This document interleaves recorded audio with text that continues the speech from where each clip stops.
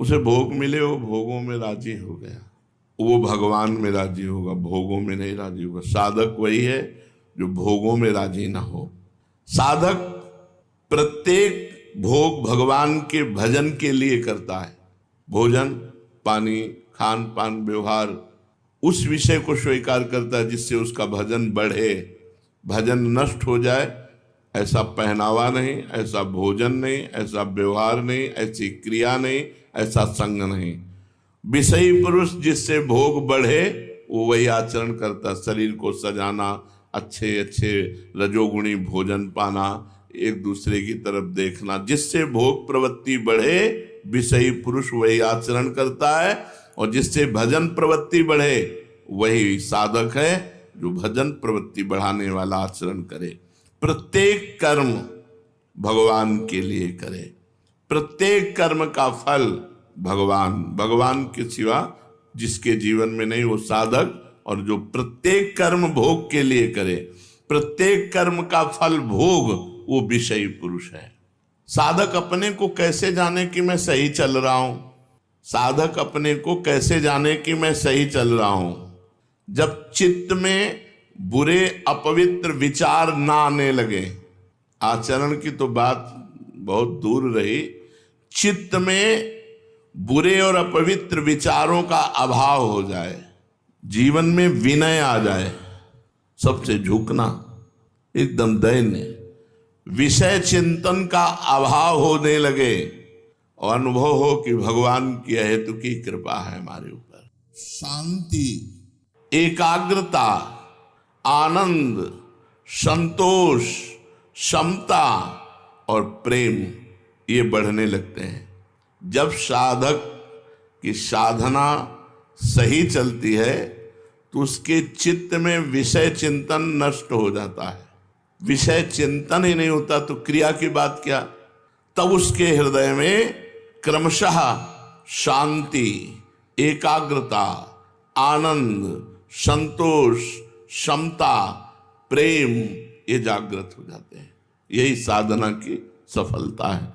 बड़ा डर लगता है अच्छे अच्छे साधकों को भ्रष्ट होते देख करके, अच्छे अच्छे साधकों को भ्रष्ट होते गिरते देख करके बड़ा डर लगता है कि हम कैसे चल पाएंगे जब अच्छे अच्छे साधक गिर जाते हैं। नहीं, डरने की बात नहीं है। जिनको अपनी साधना का अभिमान होता है वही भ्रष्ट होते हैं। जिनको अपनी साधना का अभिमान होता है वही भ्रष्ट होते हैं। साधक परम प्रवीणता पूर्वक जरा भी दोष अपने अंदर जिसको देखे उसको नष्ट कर डाले, दोष पनपने न दे।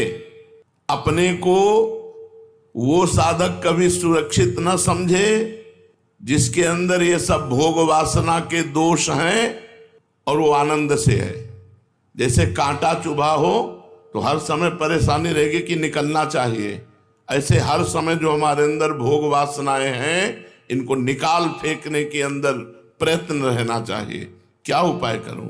भगवान से रोए, प्रार्थना करे, खूब नाम जप करे, तत्परता पूर्वक साधन करे, उपवास करे, जैसे बने भोग वासना को जड़ से उखाड़ फेंके, नहीं तो भ्रष्ट कर देगी, गिरा देगी। अच्छे साधक कहे जाते हैं पर होते नहीं हैं वो, तभी वो भ्रष्ट होते हैं। दूर से दिखावे में अच्छे अच्छे कहे जाते हैं पर अंदर से वो अच्छे होते नहीं हैं। दो कारण, पहला अभिमान के कारण भ्रष्ट होते हैं और दूसरा वो अच्छे कहे जाते हैं, होते दम्भी हैं, पाखंडी होते हैं, तभी वो भ्रष्ट होते हैं। नहीं, अच्छा साधक कभी भ्रष्ट नहीं हो सकता क्योंकि वो कुसंग करेगा ही नहीं। वो कुसंग की वृत्तियों को ही नष्ट कर देगा। जब हर समय भगवान के भजन में लगा है तो कुसंग का अवसर कहां से है? साधक साधना के प्रकाश में अपने दोषों को देखता है, मेरे अंदर ये दोष है, और भगवान से प्रार्थना करके भजन के प्रभाव से उस दोष को जड़ से नष्ट कर देता है।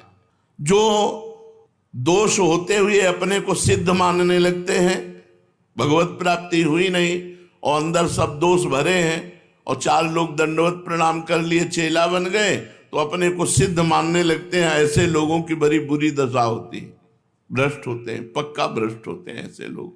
क्योंकि साधना में प्रियता नहीं, अपने को सिद्ध मान के पुजवाने लगे और सारे दोष अंदर हैं, अभी दोष वो दोषों का नाश हुआ नहीं। जहां कुसंग का संयोग हुआ वहां भ्रष्ट हो गए, नष्ट हो गए। ऐसी अवस्था में बुरे संग में वो फंस जाते हैं। दबे हुए दोष उनको अपना गुलाम बना लेते हैं, साधक को साधना पथ से भ्रष्ट कर देते हैं। इसलिए डरो नहीं, अभिमान से डरो और अपने दंभ पाखंड से डरो। जो है नहीं वो दिखावा मत करो। अपने अंदर दोष है तो ग्लानि करो, पश्चाताप करो, भगवान से प्रार्थना करो। साधना पथ की रक्षा किस प्रकार से करें कि हम गिरे ना।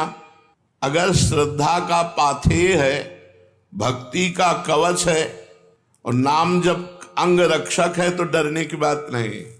श्रद्धा का पाथेय है, श्रद्धा ये पूरे रास्ते में चलने का आहार समझो। बिना श्रद्धा के इस मार्ग पे चला नहीं जा सकता। तो श्रद्धा का पाथेय, भक्ति का कवच और नाम जप अंग रक्षक। नाम पहारू दिवस निशी, रात दिन नाम का पहरा है तो तुम्हारी साधना को कोई बाल बांका भी नहीं कर सकता। भक्ति का कवच कोई तोड़ नहीं सकता। और श्रद्धा है तो बढ़ती चली जाएगी साधना। कभी भी ऐसा साधक भ्रष्ट नहीं होता जो श्रद्धा का पाथेय, भक्ति का कवच और नाम जप का सरदार साथ रखता है। अंग रक्षक सरदार नाम जप है। ये महाबलवानों का भी बलवान है, बाल बांका नहीं हो सकता। बार बार आप कहते हैं कि तीव्र उत्कंठा होनी चाहिए साधना में, तो ये तीव्र उत्कंठा कैसे हो साधना में? ये किसी शुभ कर्म का फल नहीं है। तीव्र उत्कंठा ये तो साधु संग से प्राप्त होती है। जैसे आप रोज सत्संग सुन रहे हैं, रोज सत्संग सुने तो आपके अंदर उत्कंठा जागृत हो जाएगी कि विषयों का त्याग करके एकदम। जो तीव्र उत्कंठा है ये किसी कर्म फल से नहीं मिलती, ये साधु संग से मिलती है। जितने परिवर्तित हुए हैं सब साधु संग से हुए। और साधु संग ऐसा नौका है कि आपको मोह त्यागने का कितना कष्ट हुआ बताओ। कौन सा आपने उपाय किया जिससे आपने मोह त्याग दिया? बस हवा आई और बहकर वृंदावन आ गए। मोह का त्याग अपने आप सहज में हो गया। नहीं मोह त्याग।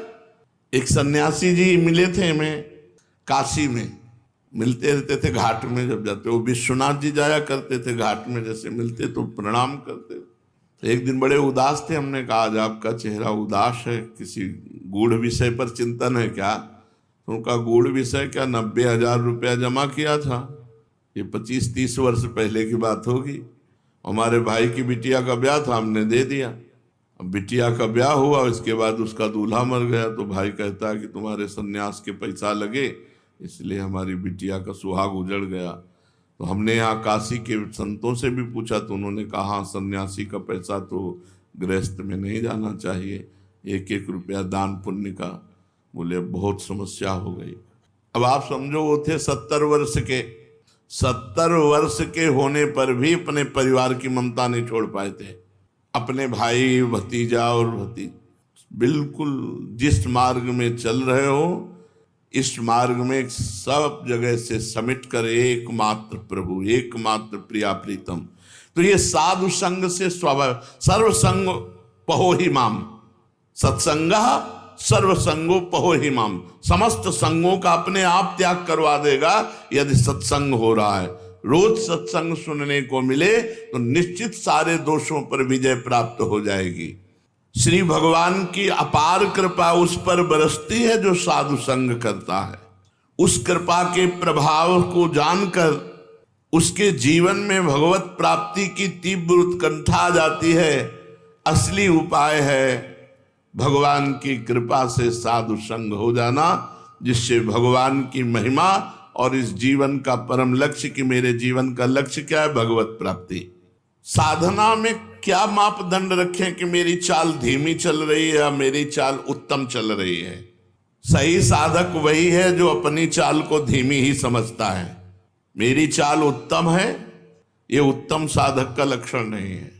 मैं बहुत अधम हूं, जैसा भजन होना चाहिए, जैसी साधना होनी चाहिए वैसी मेरे से नहीं हो रही, ये अंदर बना रहना चाहिए।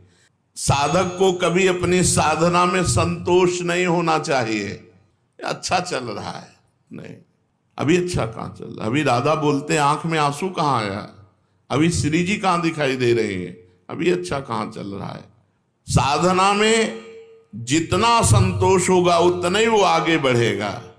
जब अपनी चाल धीमी मानेंगे तो आपकी उत्तम साधना होगी। यही मापदंड है, साधना में असंतोष और अपनी चाल धीमी मानना और सबको भजनानंदी मानना। सब महान है, अधम तो हम ही हैं, भेष रखे हैं और जैसा भजन होना चाहिए वैसा नहीं होता, ऐसा